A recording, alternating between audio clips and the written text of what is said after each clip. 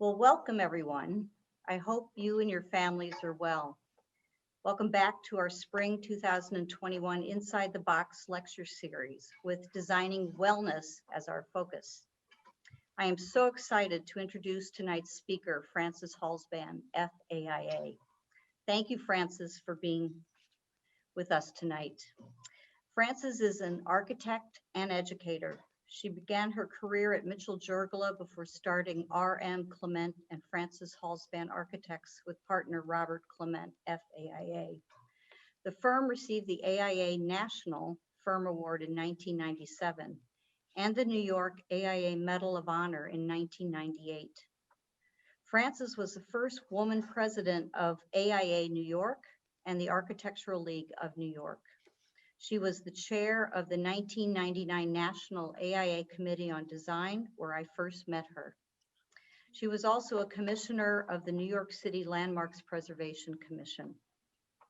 She has taught at countless universities, including Harvard and Columbia, her alma mater, and was dean of the School of Architecture at Pratt Institute.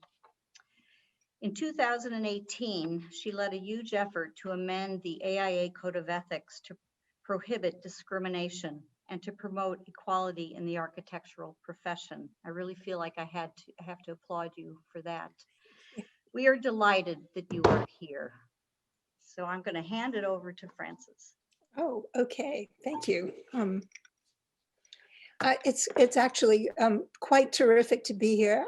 I can see that those of us that belong to the red glasses crowd are the right people in the right place.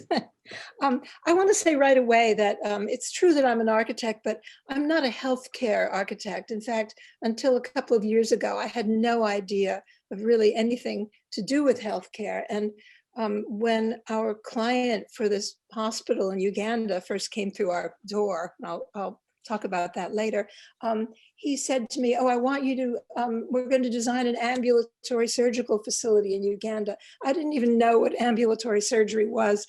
And I said to him, well, it's very exciting, but I don't know a thing about it. I don't know anything about healthcare.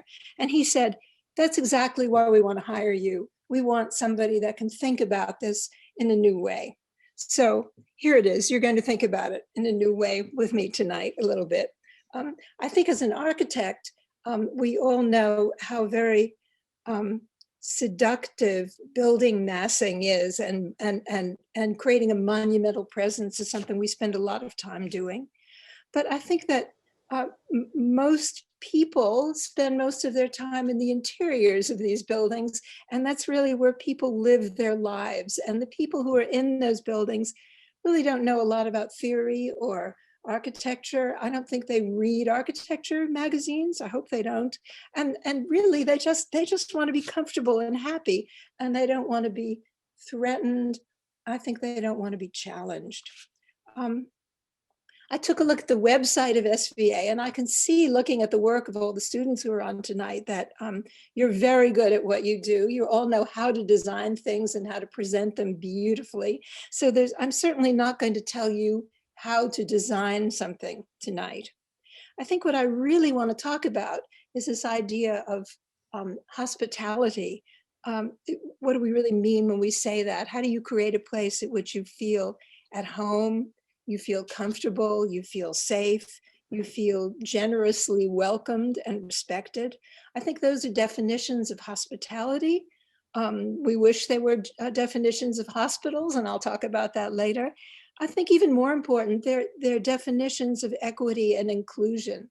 When we say we want to welcome people to a space, I think that's really what we mean.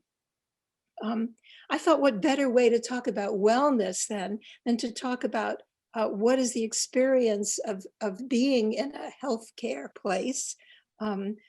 Usually it's terrifying. You're there, but you're filled with anxiety. You're filled with dread. Why are you there in the first place? Something bad has happened, or worse yet, you're going to find out something bad has happened. So I think that those are exactly the places where feeling comfortable and at home are important. So I think really what I'm talking about tonight is the human experience. It's ways that we as designers can make that a welcoming experience, and even more important, make it an experience that has meaning and resonance. So with that, I think let's just jump in and see where this takes us.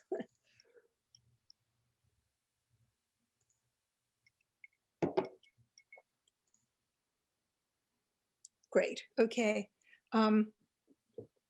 So this is called Hospitals versus Hospitality. I was sort of fascinated with that those two words come from the same root, but one of them is kind of dreadful and the other one is just the opposite.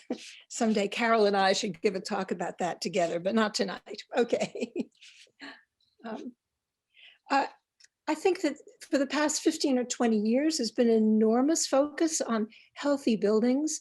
And I have a feeling that people are not all that interested in healthy buildings. It's never really caught on in the general public as a big idea. But the idea of healthy people is suddenly much more relevant.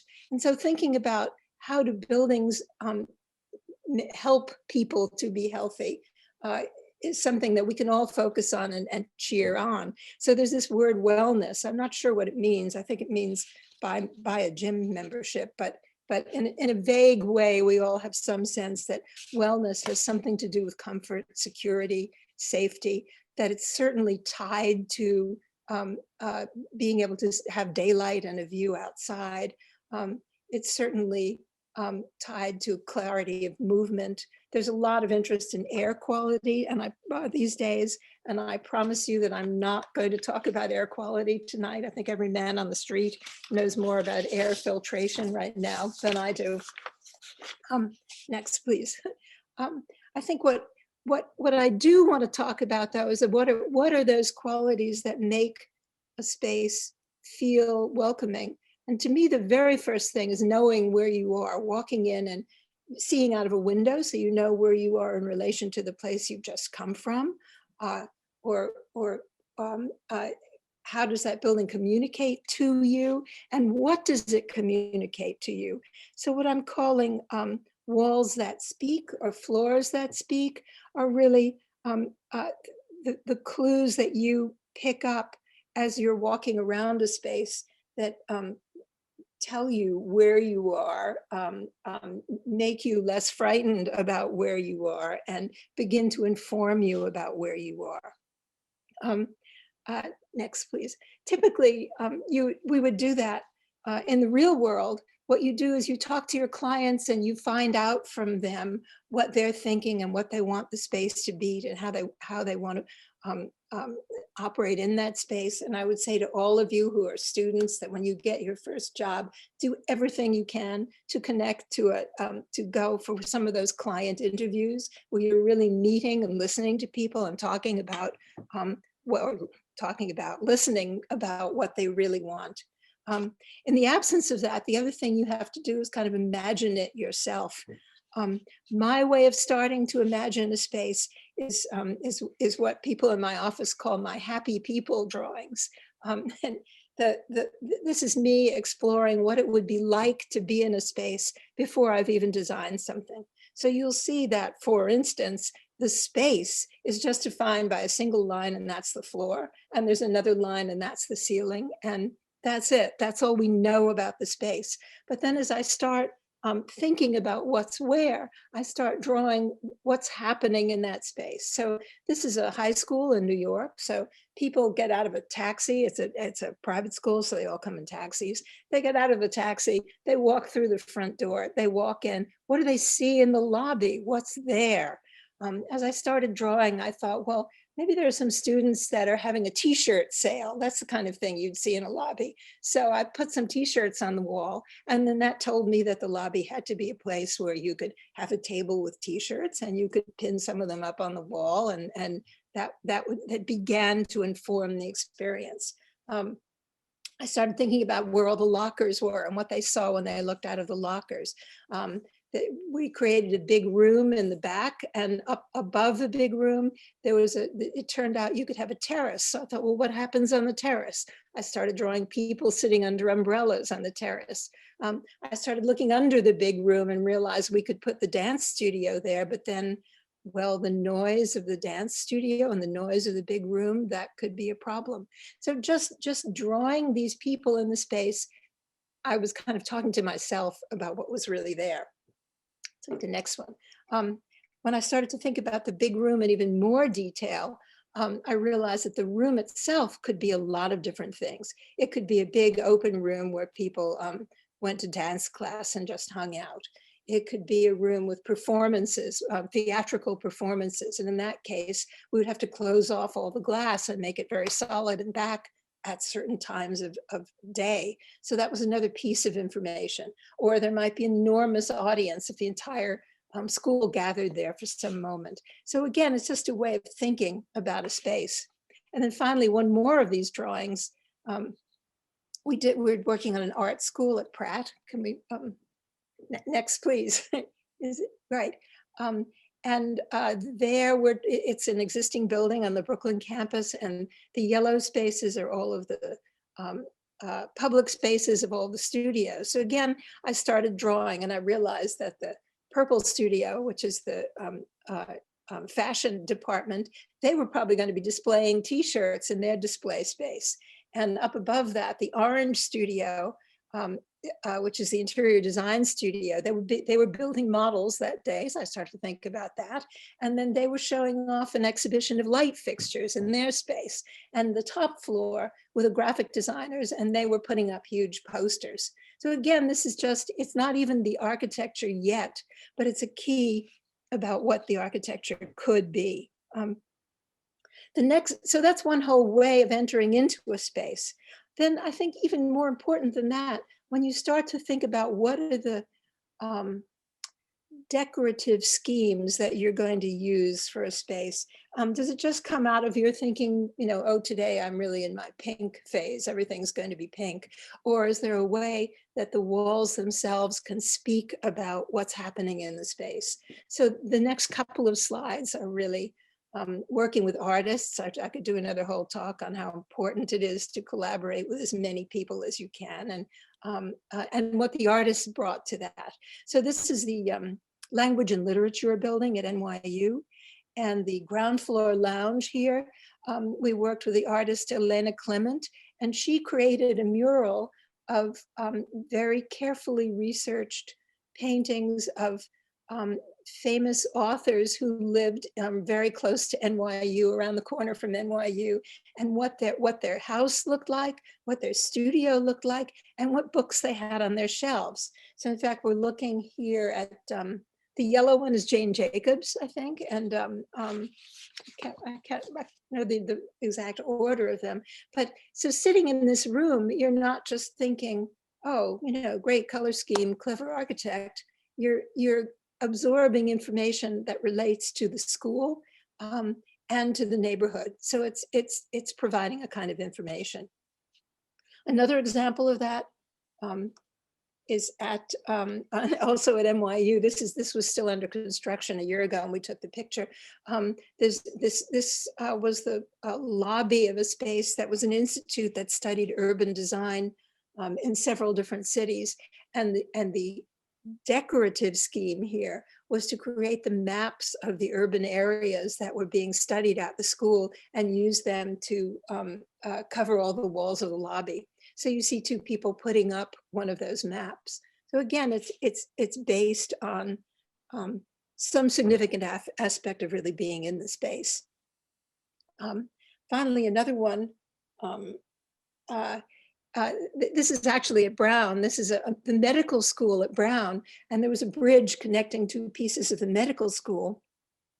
And we got together with the artist Diane Samuels, and she talked to all of the researchers and took in that what they were all doing was looking through lenses and microscopes at things.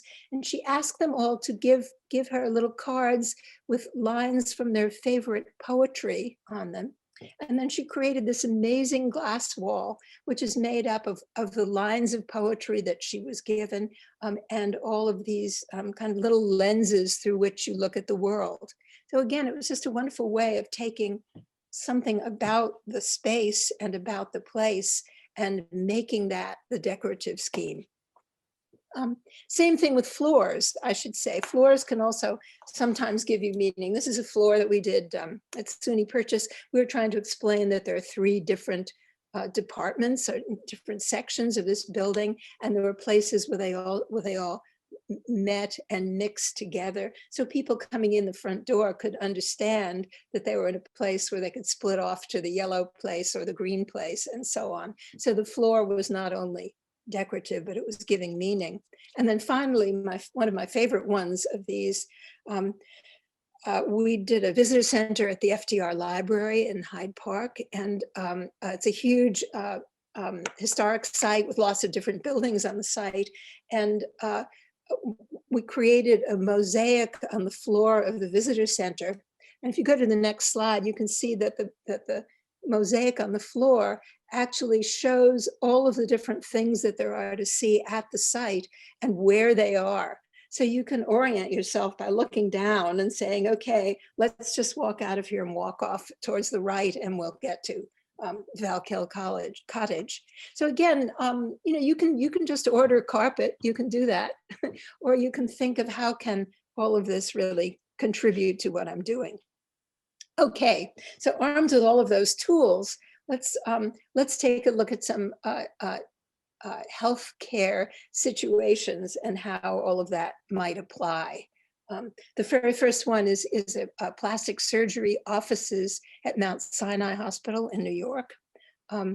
Just to show you what we found when we got there.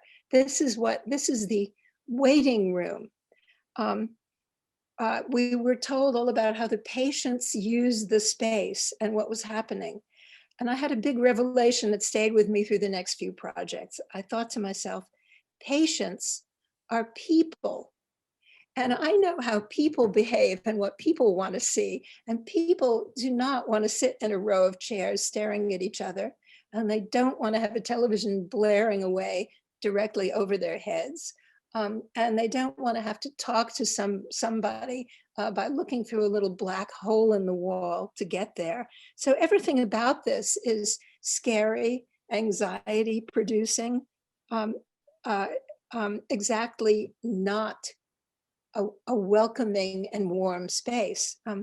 And our clients kept saying to us, well, we don't want it to look like this. We want people to be happy. He kept saying, when you go to an Apple store, think how you're treated when you come in the door of an Apple store. Someone comes over with a big smile and greets you and asks you what you're there for and sends you on your way in some direction.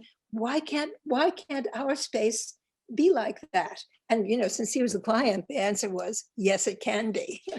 So just how did we translate all of that into a new kind of space for plastic surgery patients, as it were?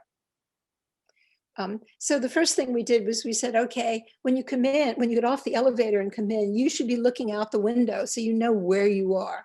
How did you get there? What's the weather? What's happening? Are you trapped or are you free? The second thing we thought is, what if you don't want to sit down next to the person next to you? What if that's not really part of how you feel about things? So we came up with this idea of having movable chairs that are swivel chairs. So you can pull them around and form little groups, or if you don't like what you're looking at, you can swivel around and look in another direction. A simple thing, but a way of creating freedom of choice for the people who are there. There was no television screen. We said, absolutely not. You don't come there to listen to, God forbid, the impeachment hearings when you really want to be thinking about your own health. But we needed to do something on the wall. And we eventually coordinated with a group called Team Lab. They're an amazing digital art group based in South Korea, and they created a moving video. I'm sorry, I can't show it to you now, but it doesn't move on this screen. But all of those screens very slowly move in a series of things that take 1 year to happen. So if you come into the reception area 3 months later, you'll see a completely different scene happening, and it just repeats once a year. It's quiet, there's no sound. So it's a kind of a meditative way of entering into nature in an otherwise not very natural place. Okay, onwards. Just so you understand the plan, you come into that yellow space, that's where we just were. You can see where you're headed because you walk off to the left on this plan, and then all of the little exam rooms are located there. So it's just to show you what's going on. Okay.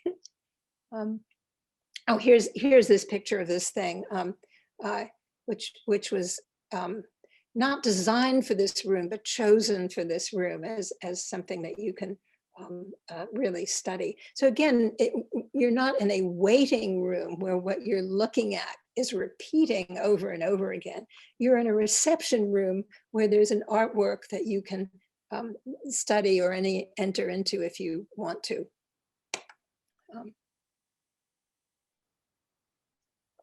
There's no big reception desk with somebody standing or sitting behind it. Someone comes in and greets you, and if you know how to use a computer, you can sit down at a kiosk and enter in all the information you need to. There's one of those chairs. There's a whole thing about chairs for healthcare. They have to be big enough for very, very big people or small enough for smaller people. So there are all kinds of requirements to find a chair that is comfortable for everybody, that has arms so you can lift yourself out of the chair. You don't know that because you're all too young, but you get to a certain point, it helps you to get out of the chair by grabbing the arms. And then we searched for materials that would not look like a hospital. And so we came up with this thing that looks to us like kind of very Zen-like kind of woven linen as the floor covering, but in fact, it's more vinyl. Okay. The curves kind of sweep you into the rest of the space. So you can follow along and not be confined in a very rigid sort of left to right kind of environment. And then as you round the bend, you see all of the exam rooms. We thought that having sliding glass doors was a little less, how shall I say it, less threatening than swinging doors that slam when you close them. And we devised a way of having light come through the doors, but you do have privacy once you're inside of the rooms. The color schemes, we're trying to picture this. A lot of people come to plastic surgery not out of reconstructive need, although that's part of it, but just because they want to be more beautiful when they get out. And so we started to think about the color schemes being a kind of a sunset or sunrise, so that you walk into some very sunny place and your life changes for the better. I mentioned before walls that speak. In the exam rooms, there are these giant screens.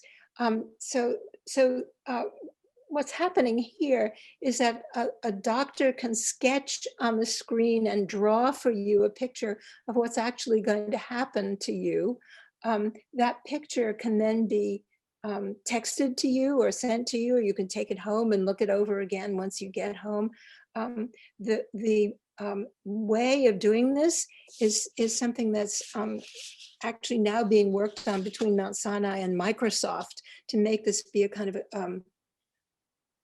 sort of a seamless connection between what you hear in the hospital or see in the hospital or write in the hospital and something that you can take home with you and keep looking at it. So the information travels with you and is not on a piece of paper. If the doctor is talking, so there are two people, one of them's the doctor and one of them's the patient. They're talking at a table and not at a desk. And the idea of that is that they're equals. If that were a desk, you'd feel like the doctor knew better. And these days that may or may not be true. So we're trying to establish a kind of an equality thing. And you can see that she's just made a sketch on the screen. And that sketch on the screen is something that you can now get on your phone and take home with you. So it's literally a wall that speaks. And then finally, the doctors themselves have tiny little spaces where they can do some work in the back, separate from each other and separate from patients. So that's one way of thinking about healthcare in a new way. Another project that we did, this is the before picture. This is on 42nd Street in New York, the CUNY School of Optometry. Actually, sorry, it's the SUNY School of Optometry, my mistake. This was their entrance to a school of optometry that had a huge clinic optometry clinic for people that needed work on their eyes. When we saw this, we thought, this is not a kind of place where people who can't see very well, this is not welcoming. There's one of those desks that's so tall that you can't see over the top. There's all these signs telling you where the elevator is or isn't or might be. So we thought, how can we just change that atmosphere into something more welcoming? We took down all the signs. We made a white floor. We made a white ceiling. We filled the room with light. Instead of having signs, you can just see where the elevators are, so you know where to go. We lowered the height of the desk so that you're, again, talking to somebody as an equal across the desk from you. And then we thought, since this is about seeing, it really is an opportunity to create amazing graphics that really are part of the message of the space. Is what does this place look like? What's going on? So that's another way to think about it. There are little gathering areas where you can sit and you don't have to be staring at somebody directly across the room from you. So some of the things that we just saw in the previous project also influence this one.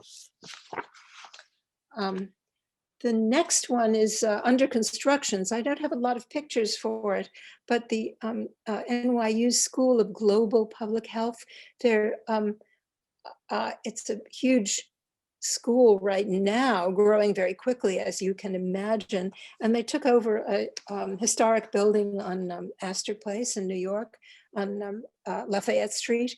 And we were asked to convert this building into a place for students of public health. And we began to think, what are those elements that would make the place itself healthy so that students coming there benefit from the experience of being in the building rather than being, subjected to the experience of the building. So here's the entrance. Again, as you come in, you're entering past walls that speak. As you go by on the street, you can look in and begin to see that video wall that tells you what's happening, tells you about the programs that the school is engaged in. So even from the street, you know what it is rather than trying to guess. As you enter into the building, there's a green wall. Again, I'll talk about this a little bit later, but of course, any connection to nature, I think, is a home run on wellness. There's no question about that. And again, the students are gathering here, and there's a changing display behind them about events in the school and things that have been accomplished in the school. So the next slide shows some of those things. This is students in this school are researching and solving public health problems all around the world. And so as they're walking towards the elevator, they're just finding out what other students are doing and where they're doing it. It's again, conveying real information. And so I don't want to be negative about decorative patterns, but I guess I'm being negative about decorative patterns. If you can show something that really means something to the place, that's probably a better thing to do than just putting a beautiful pattern on the wall. Okay. The section through the building, on the very top floors, there are meditation rooms and yoga rooms. So you can take a break from your office or your classroom and just go up there and hang out. So it's a programmed element that changes how you feel about things. There's a central stair, which is made as wonderful as we could make it, so that people would be inclined to use the stair instead of taking an elevator. Every single person on every one of these floors has a glimpse of natural light, either a real window or a view through to a window. I think maybe the next slide will show that. Let me see. Yes, okay. So it's a very dense, very huge floor. But if you look at it, everybody, well, there are four offices on this plan that have to look through someone else's office to get to a window. Everybody else has a real shot at seeing outside and figuring out whether they have to take their umbrella with them. And I can't stress the importance of that enough, because I think when you're in a space where you can't see out of a window, you become disoriented. You don't know how many times you've been around. You don't know what to expect when you go out. So the space really becomes more threatening. So I'm a big believer in windows whenever possible. Okay, so again, here's that big room, and you can see through to the end and see the window. That there's another room like that on the floor below, which is a big space for students to gather. Again, you can see through to the window. And then finally, let me see what's going to come. Oh, this is, yeah, so this is one of the fun things we did in the stairs, that we're trying to make the stairs as attractive as possible. So these enormous numbers tell you where you are. And then there are little statements about, did you know that if you climb up this many flights of stairs a day, you'll be happier than if you didn't. So again, it's a way of saying to people, or encouraging people to use stairs, I should say.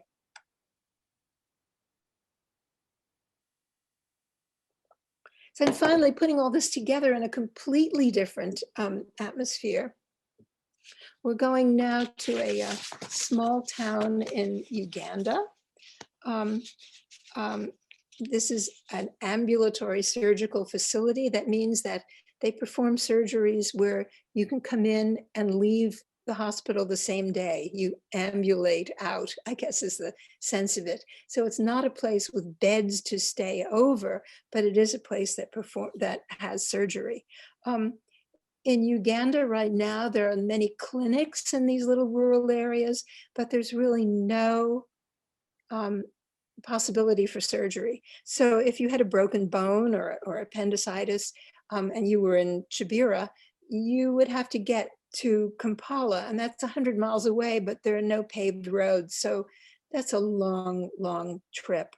The doctor we were working with had a vision that if we could provide in a very simple way, if we could provide surgical care in a place with no water, no electricity, no internet, he believed that that could be a model for a system in similar places that he said we could save 17 million lives a year in the globe. We thought, great, we're in even at 16 million. So here we are in Uganda. Oh, off in the distance, you see the White Nile. It eventually goes north and connects to the Blue Nile and flows past Egypt. So it's kind of a miraculous sight. The one thing I didn't talk about, because we were just looking at New York projects before, I didn't talk about the importance of landscape and being in nature, but clearly in a place where the weather cooperates to any degree, the more ways you can bring nature in or yourself outside, the better. And actually all of us that are eating in little frozen shacks on Columbus Avenue right now believe that, even in New York. So that became one of the important principles of this project. Here we are again on the site, looking in another direction. We faced, talking about decorative elements, we really faced a problem here of how do we create something that is meaningful to a group of people who have never read an architecture magazine in a word. Like, do we arrive as the great white hope from America that knows better and just drop something there that is signifies everything that's great about American technology and hope that everybody will love us for that? Or do we try to find ways to respect and integrate into the local culture and the local ways of doing things and the local place, so that people who come there, who are as terrified as anybody else going to a hospital, will feel more at home, more welcome, and more at ease. I'm setting it up so that you know the answer. The site is in the middle of a place where a lot of bananas are grown. And I became completely fascinated by the banana trees. Banana trees are actually not a tree at all. They're a very tall grass. And I began to think about these enormous leaves that they gather sun, and that's how they grow. But they also provide a huge amount of shade for everything that's below them. And I began to see that as a starting point for the design. So, so I thought if we could create our own banana tree that I drew on the left, only we could make it out of metal and solar panels, then the solar panels would do the same thing that the banana leaves are doing. They would gather the sun, they would create shade. And then underneath that shade canopy, we could create a little brick building. Brick because you'll see in a minute that the local tradition there is completely about making their own bricks and building everything out of bricks made from the clay on the site. So it's something that they know how to do. It's easy to do it, and they can get everybody organized to do it fast. So that really became the basis for creating this design, which was to make a sun screen and shade structure like banana trees, and then underneath it create a building. The plan itself is, there are 3 elements in this building. It's very, very simple. The orange areas are where the public comes in. You come in, you register, you wait, you eventually get taken into a pre-surgery room. From there, you move into the blue areas, which are the operating rooms themselves and all of the support structures around that. And then the green areas are places where the staff gathers. So that's it. All of that is a grand total of 8,000 square feet. Here it is in the plan then. So back to this idea of inside and outside. When you come to one of these places, we discovered in Uganda, you bring your whole family, but there are no nurses in this building. There are just some doctors and a few assistants.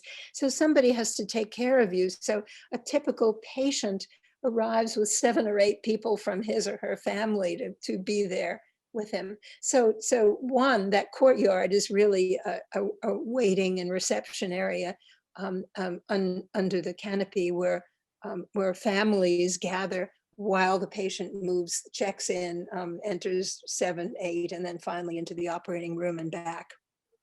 So that's the plan. You can see on the left the structure of the building. So there are these brick walls. There's an interior brick, an exterior brick, a metal frame, a roof, another metal frame holding up the solar panels on the very top. The patterns in the windows are meant to recall the patterns of the tree forms as well. So anywhere we could, we took what is for them a very big building and tried to make things that were part of the nature around them so the place would look familiar. This is our building crew.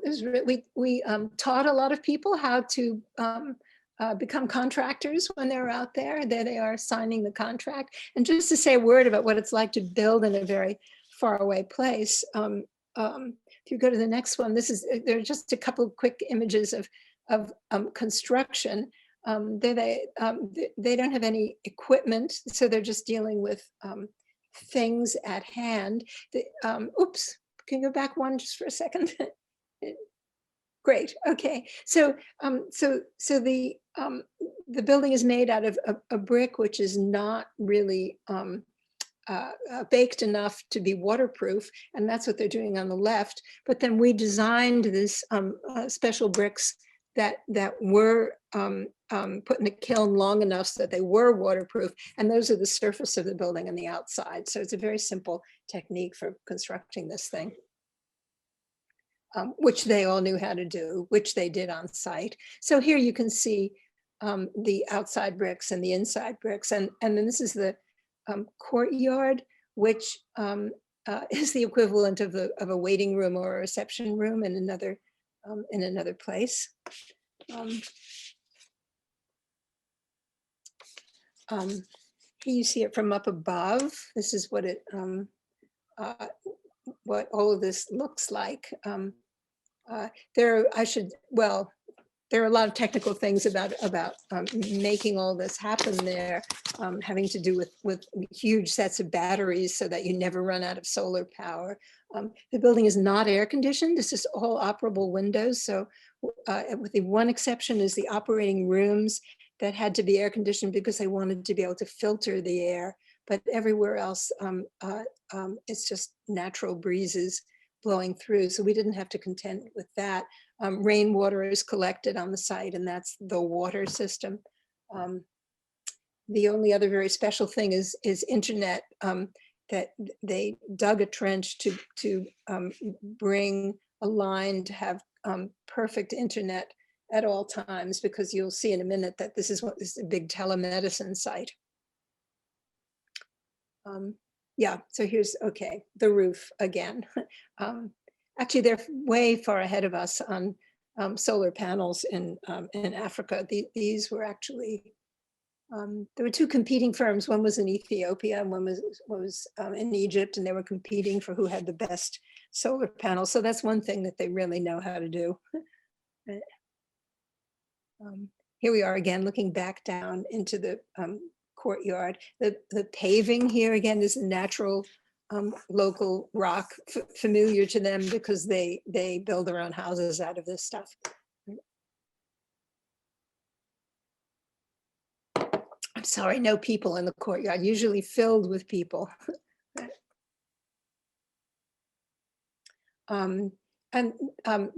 Again, because we're relying completely on natural air systems, anywhere where we could make the building just completely open, we did it. So this is another place where the air just blows through.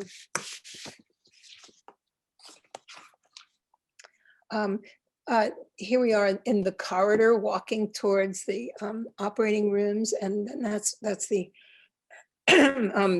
pre-op and post-op room, again with windows wherever we could. I thought this was fun because on the left we're seeing a very high-tech operating room with a robot in New York, and on the right we're seeing an operating room in Uganda today. But one of the things that is happening right now is that they're talking about bringing some of these telemedicine things to play in Uganda, so that already a doctor in New York can watch on the screen what the doctor in Uganda is doing during the operation, and make suggestions and chat with him. It's entirely possible that very soon there will actually be a robot machine like that in Uganda as well, so that the doctor in New York can perform the operation in Uganda. I mean, it's like a video game. You just sit there at this console and make all of those little arms happen. So in a very primitive place, we may get very soon one of the most advanced systems around. And then finally, this is what it's like when people show up and come there. They feel at home because they feel that they're in a place that they recognize, made out of things that they recognize, and they know how to behave when they're in the space. And that's everything I have to tell you right now. Thank you.